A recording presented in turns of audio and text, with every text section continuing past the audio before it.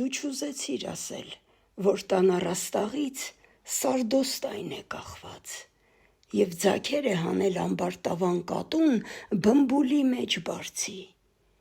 Դու չուզեցիր ասել, որ փախել է տանից խիղճը գլուխն առած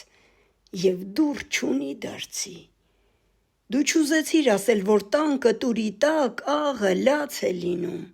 և սունկեր են բուսնում լուսնյակաձև հացի դեմքի վրա: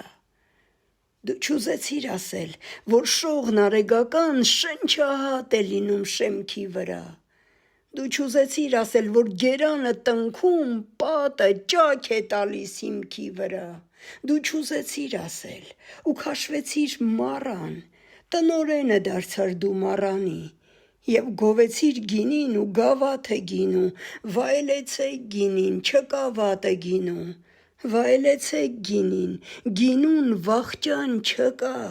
գինին արյունն է բորբ և իմաստը կյանքի: